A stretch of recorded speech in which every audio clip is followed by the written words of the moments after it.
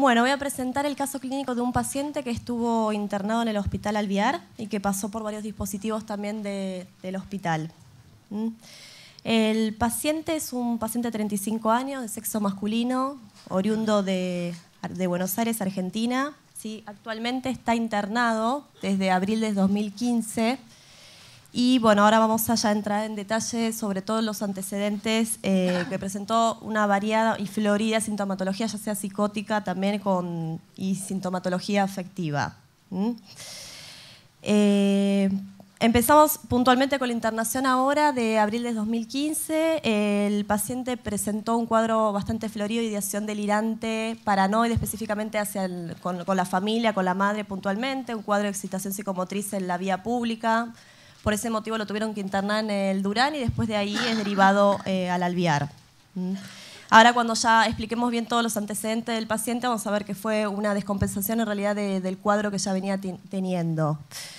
En ese momento estaba medicado con quetiapina y se estaba intentando titular también risperidona. Vamos a explicar el porqué de esta medicación después y por qué no otra. Y venía con bastante dificultad para lo que es la adherencia al tratamiento farmacológico. Además, bueno, el paciente en ese momento sí predominaba más que todo un cuadro de aislamiento social, tenía dificultad para todo lo que sea el desarrollo en el ámbito académico, laboral, etc.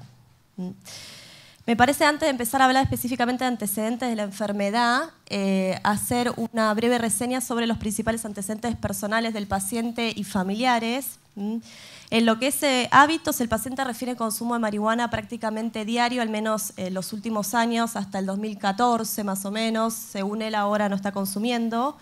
Y en el pasado, antecedente de consumo de alcohol, cocaína y diversas drogas, como podemos ver. El paciente vivió 10 años en Europa, ¿sí? Después vamos a explicar que tuvo una internación en Holanda y recién en el 2013 él vuelve. Estuvo desde el 2001-2002 hasta el 2013 más o menos. Lo que es académico y laboral, universitario incompleto, había comenzado a estudiar ciencias de la comunicación en la UBA, pero nunca pudo pasar más que el ingreso, el CBC. Pero tanto él como la familia refieren siempre un muy buen desempeño académico, como un paciente con muy buen desarrollo intelectual. A nivel laboral, tuvo algunos intentos, docencia de clases de inglés. Después, cuando estaba en Europa, intentó trabajar en inmobiliaria con los padres, pero actualmente es difícil que sostenga y nunca logró una independencia económica total de los padres. Lo que es antecedentes clínicos, los principales es que el paciente es HIV positivo. Ahora vamos a explicar que además de la dificultad en la adherencia farmacológica al tratamiento psiquiátrico, también tiene resistencia a hacer el tratamiento específico con antirretrovirales. Y en el pasado sí tuvo VDRL positivo, pero fue tratado con el tratamiento que corresponde y ya está curado de sífilis. En lo que es antecedentes familiares, más que todo del lado materno, tiene antecedentes trastornos afectivos e intento de suicidio. Bueno, ahora vamos a empezar específicamente lo que es el paciente, ¿sí? lo que él puede referir, en lo que fuimos armando entre lo que él decía y un poco la familia, ¿no? Él comienza aparentemente en el 2008 y después en el 2010 tiene un cuadro que impresionaba compatible con síndrome depresivo, más que todo él lo refería por conflictivo interpersonal con parejas. Después hay un cuadro que no llega a quedar muy claro si fue realmente un episodio hipomaníaco o no, pero él refiere que estaba mucho más hiperactivo, acelerado, donde se involucró muchísimo más actividades, al menos lo que es en el ámbito laboral, invirtió bastante plata y se puso un poco de riesgo desde el punto de vista económico, pero no termina de quedar claro si llegó a configurar un cuadro hipomaníaco. Y después lo que sabemos es la primera internación psiquiátrica en Holanda, que fue en el 2013, que estuvo un mes, y acá sí, realmente se describe como un episodio psicótico agudo muy florido, ¿sí? Donde la ideación delirante era directamente polimorfa, tenía ideaciones de daño y perjuicio.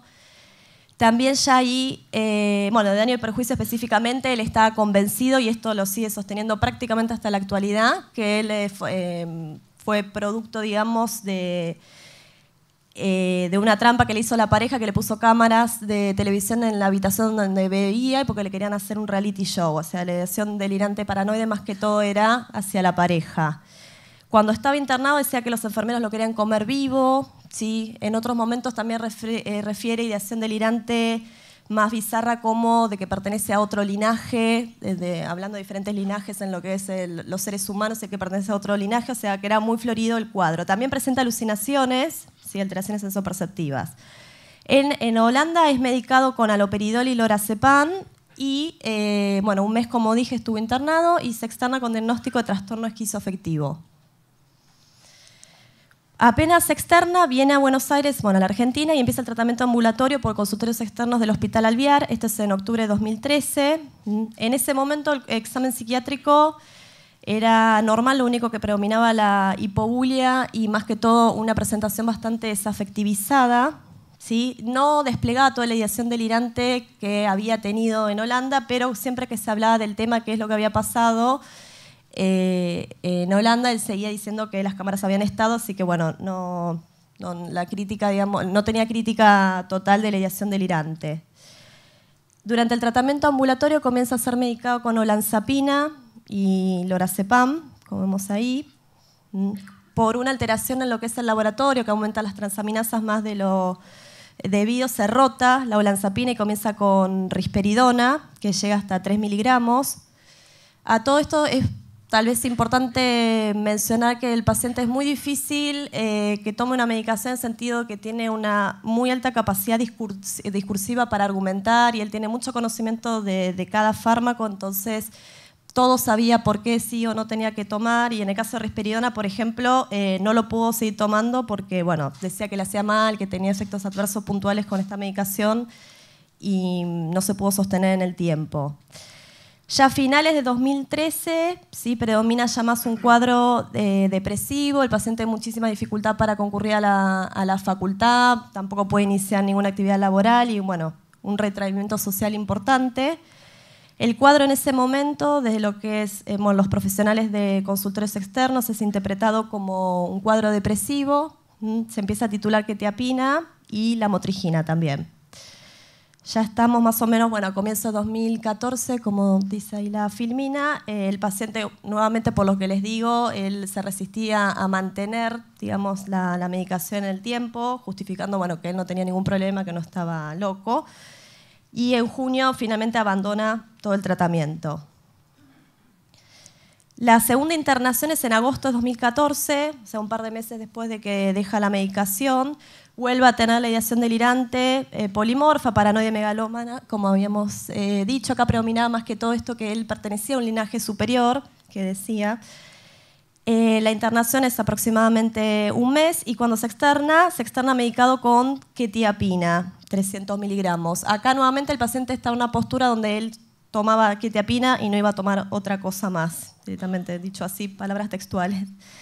No tenía, bueno, alteraciones sensoperceptivas y la crítica era parcial, en el sentido de que ya no tenía el tenor afectivo ni la cuestión paranoide de esta ideación de Holanda, pero igual seguía diciendo que cámaras había en la habitación, que bueno, que había, por otro motivo que había cámaras, decía. Desde el Alvear sale con el diagnóstico de trastorno bipolar, episodio maníaco, este episodio que se había presentado con ideación megalomaníaca y cierto, bueno, ideación además, síntomas psicóticos. Continúa tratamiento por consultorios externos, con quetiapina, porque otra cosa tampoco aceptó tomar. Y ya empieza nuevamente, o sea, como que se repite de nuevo el mismo cuadro, con cierta hipobulia, retraimiento social y menos actividades laborales, que se empieza a aislar en la casa, deja de salir ya finales de 2014 y hasta comienzo de 2015. Bien. Así llega hasta la internación actual, que es la que habíamos mencionado al comienzo de la presentación, ¿sí? En abril de 2015, donde vuelve a tener todo el cuadro florido y es internado, tercera internación. Bien, en esta internación, bueno, en abril seguía con quetiapina, después, como el cuadro es interpretado como trastorno bipolar en este momento, se empieza a medicar con estabilizadores del ánimo, valproato de sodio, litio y quetiapina, las dosis que están ahí expuestas. El paciente mismo en la internación se niega a tomar la medicación, ¿sí? Es motivo por el cual, bueno, además de que sigue el cuadro bastante florido con esto que les decía que nunca llegó a remitir la ideación delirante, motivo por el cual pasa nuevamente a la guardia. En el Hospital Alvear, cuando hay algún problema en las salas de internación, suele pasar que vuelven a la guardia como una situación más aguda. A todo esto, no era solamente la dificultad en mantener el tratamiento farmacológico, sino también lo que les decía, dificultad en realizar la evaluación neurológica que se quería hacer porque, bueno, por los antecedentes que había tenido el paciente y la carga viral. Había mucha resistencia para hacerlo. En la guardia nuevamente se decide directamente medicación de depósito debido a que se negaba a tomar los otros antipsicóticos que veníamos mencionando. Había tenido buena respuesta al loperidol en la internación de Holanda. Y hablando con la familia y con él, sí, que bueno, tiene mucha dificultad en mantener el tratamiento ambulatorio, la medicación vía oral, se decide comenzar con medicación de depósito. Acá sería como un resumen más o menos de lo que venimos hablando. El 2008 y 2010, los episodios que impresionaban depresivos. El 2012, que parece como un cuadro de hipomaníaco.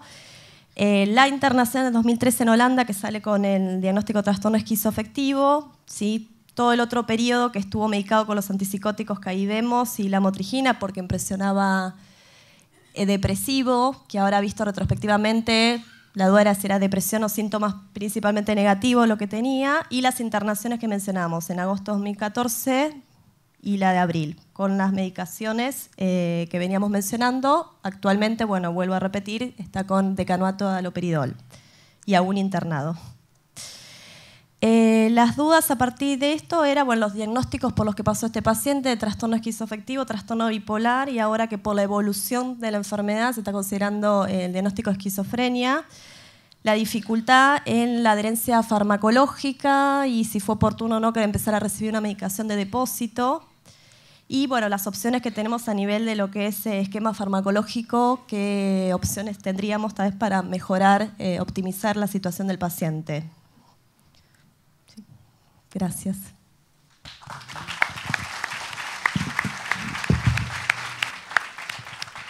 Sobre los 3 puntos que Virginia ponía en la diapositiva, voy a referirme a algunas reflexiones sobre eso. Primero, la cuestión del diagnóstico. Sabemos, o se sabe en la psiquiatría desde siempre, que dentro del marco de las psicosis endógenas, la combinación de síntomas psicóticos, de episodios psicóticos, con trastornos afectivos es muy reconocida. Cuando hablo de trastornos afectivos me refiero a lo que se definen como episodios depresivos o maníacos o mixtos, dentro de ello, porque hay otras formas afectivas, otros trastornos afectivos, como las neotimias o el aplanamiento afectivo, que no conforman o no están incorporados dentro de este mix de psicosis y trastorno afectivo. Dentro de esto, bueno, a lo largo de la historia hubo una cantidad de denominaciones, incluso lo voy a precisar enseguida, la escuela de Kleist y Leonard incluyó unas formas intermedias que diferenciaban la psicosis de tipo esquizofrénica de las psicosis monopolares o bipolares. Bueno, esto sería como meterse en un sistema clasificatorio que es sumamente interesante, pero que requeriría tiempo. Hasta que nosotros actualmente llegamos a considerar que entre la esquizofrenia y los trastornos afectivos hay una entidad a la que nosotros llamamos trastorno esquizoafectivo. El trastorno esquizoafectivo fue definido en las sucesivas ediciones del DSM y actualmente en el DSM-5 hay una revisión y una puntuación más específica de lo que este trastorno es. Esta definición lo que tiende es a lograr una mayor dosis de confiabilidad entre los clínicos para posibilitar su diagnóstico. Hay un artículo verdaderamente capital para este tema, para quien le interesa, que fue publicado por Malespina y los colaboradores, que son los que hicieron, los que desarrollaron el punto de esquizoafectivo dentro del DSM-5, que es un artículo que puede leerse sobre el tema. ¿Qué es lo que ellos dicen? Ellos dicen que estuvieron, como cualquiera de nosotros, frente a un caso como este, y escuchen lo que voy a decir con este telón de fondo, que ellos discutieron mucho si mantener o no el trastorno esquizoafectivo dentro del DSM. Finalmente pensaron que debía ser dejado, no por una convicción profunda, sino que debía ser dejado para que hubiera un archivo, una categoría que pudiera reunir o denominar estos cuadros que son con esta mixtura.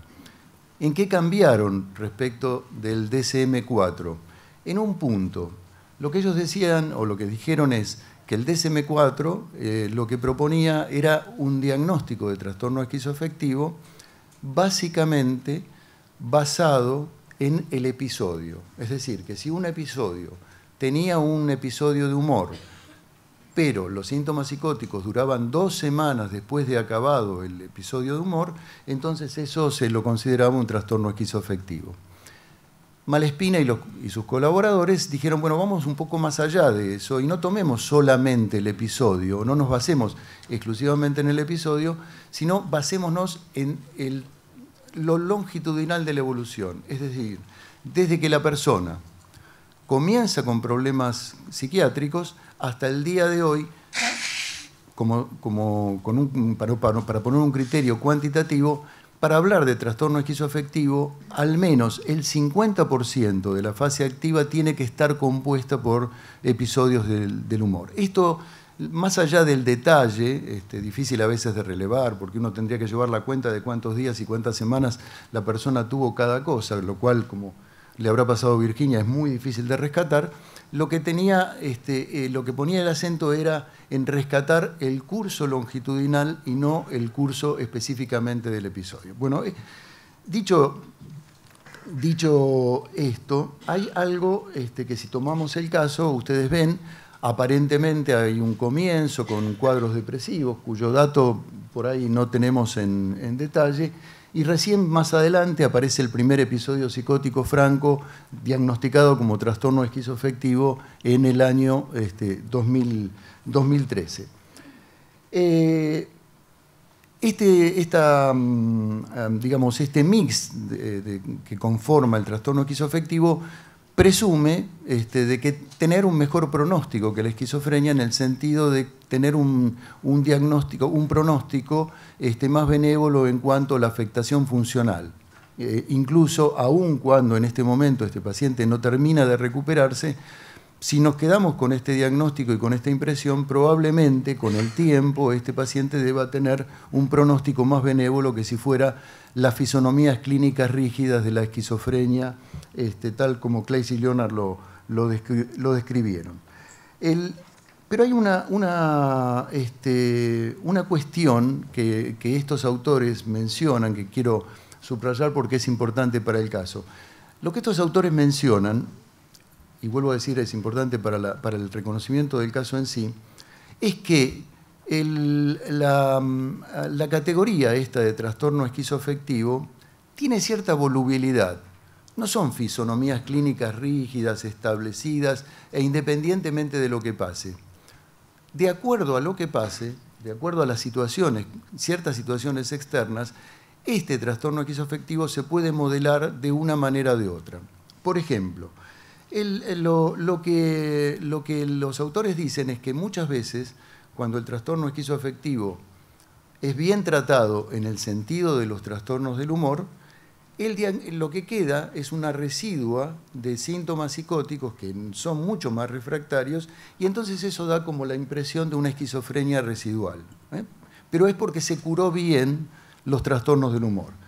La otra cosa que dice es que si esta persona que sufre este supuesto trastorno sufre un trastorno cráneoencefálico o sufre alguna situación postraumática o cae en un profundo estado de desmoralización, eso puede inclinar a la persistencia de los trastornos afectivos, y los trastornos afectivos toman un papel predominante en la fisonomía clínica.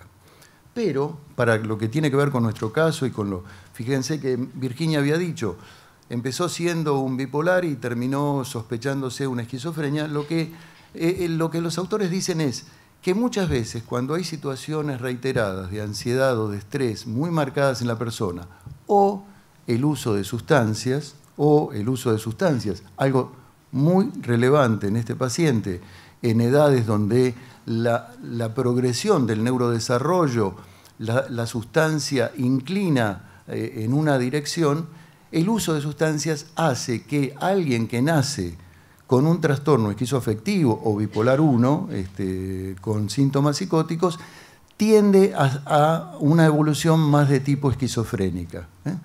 Entonces, esto es con respecto al diagnóstico. Con respecto a las decisiones clínicas, en este punto me detengo, cuestiones de decisión clínica. ¿Qué hacemos con un paciente? ¿Qué posibilidades tenemos con este paciente que ejemplifica una suerte de parate, de freno, de no evolución positiva con los recursos, que no son solamente la medicación? Me imagino que será la psicoterapia, estar internado, etc.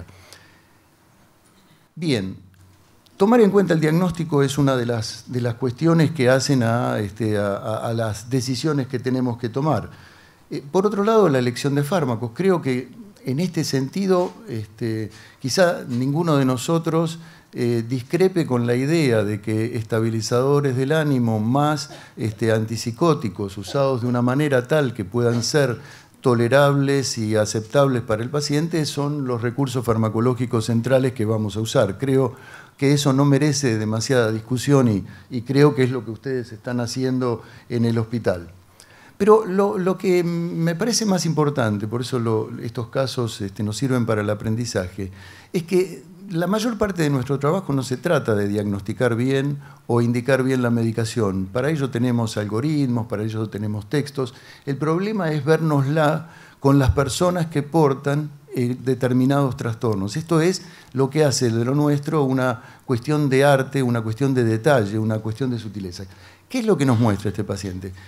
Bueno, lo que nos muestra este paciente es un paciente, uno con ciertas cuestiones de personalidad, que parecen tener componentes hipertímicos, la soberbia, la megalomanía, con ciertos componentes personales hipertímicos, pero también ciertos componentes personales hebefrénicos. La soberbia insulsa, la vanidad insulsa es una forma, digamos, es un detalle de la personalidad de los pacientes hebefrénicos.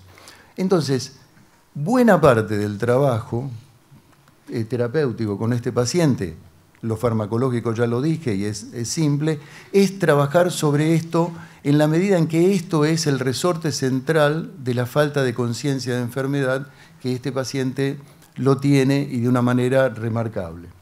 Por otro lado, bueno, esto me lo comentó Virginia, digamos, en lo que discutimos el caso en otro momento, también el trabajo con la familia. La familia, me decía Virginia, que tiene una actitud absolutamente de no obediencia de indicaciones, no obediencia de pautas en el marco del tratamiento, y por lo tanto lo que hay es una familia que comparte ciertas dificultades en el entendimiento de consignas, que es algo que tiene que ser tratado y que supongo que también incide y forma parte del tratamiento.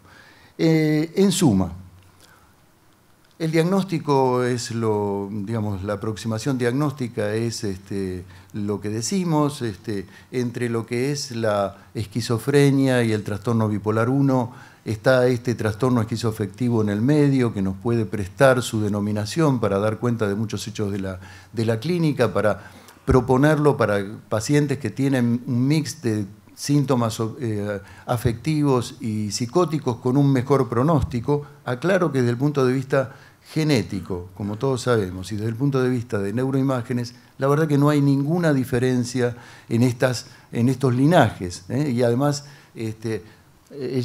Virginia decía muy bien que los familiares de este paciente habían tenido episodios depresivos. Esto no impide, digamos, que en las sucesivas generaciones puedan aparecer estas cuestiones. Entonces, esto con respecto al diagnóstico, lo que dije con respecto al tratamiento, y me parece que la cuestión central de este paciente se juega en un abordaje sostenido, prolongado, paciente, que tienda a resolver aquellas cosas que a él lo hacen más remiso a cumplir con las indicaciones de un tratamiento o para adherirse a un tratamiento. Bueno, muchas gracias.